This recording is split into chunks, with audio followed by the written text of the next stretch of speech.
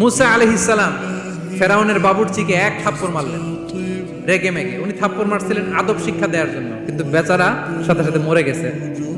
উনি মারছিলেন আদব শিখানোর জন্য, বেচারা যে মরে যাবে মুসা আলাইহিস সালাম জানতেন না। এখন দেখে সব গুনাহ, এটা তো মরে গেছে, অক্কা পাইছে। উনি দিলেন দৌড়। মুসা আলাইহিস সালাম দৌড়াতে দৌড়াতে প্রাণ ভয়ে চলে গেলেন আরেক সীমান্তে, মিশর ছেড়ে আরেক এলাকায়। যে দেখে কিছু লোক ধাক্কাধাক্কি করে তাদের উটগুলোকে পানি খাওয়াচ্ছে, আর দুইটা মেয়ে পাশে চুপ করে বসে আছে। উনি বুঝতে পারলেন মেয়েগুলো এই ইয়াং ছেলেদের সাথে ধাক্কাধাক্কি করে টিকতে পারবে না। উনি এগিয়ে গেলেন, বললেন তোমরা পানি খাওয়াবা উটদেরকে? হ্যাঁ খাওয়াবো, আসো। উনি উটগুলো নিয়ে সবাইকে সরিয়ে পানি খাইয়ে দিলেন, মেয়েরা চলে গেল।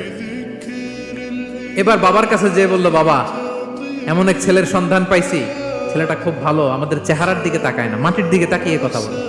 আজকে এই লোক না থাকলে আমরা আমাদের উটগুলোকে পানি খাওয়াতে পারতাম না। আর ভিনদেশী লোক, আমরা চিনিও না। ইন্না খায়রা মান ইস্তাজারতাল কবিয়ুল আমিন। বাবা করেন, আমাদের তো রাখাল লাগবে, আমাদের দেখভাল করার জন্য তো একজন সুপারভাইজার দরকার। এই ছেলেকে আপনি কাজে রেখে দেন। সুবহানাল্লাহ পড়বেন না? বাবা বললো যাও নিয়ে আস।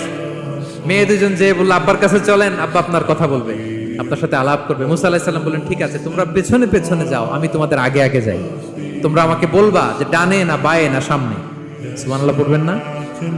কি চরিত্র, কি চরিত্র ছিল যাতে করে তাদের দিকে তাকানো না লাগে, মুসা আলাইহিস সালামের নজর যেন তাদের দিকে না পড়ে। মুসা আলাইহিস সালাম বললেন আমি আগে যাই, তোমরা পিছন থেকে বলো ডানে না বায়ে, কোন গলি, কোথায় যাব।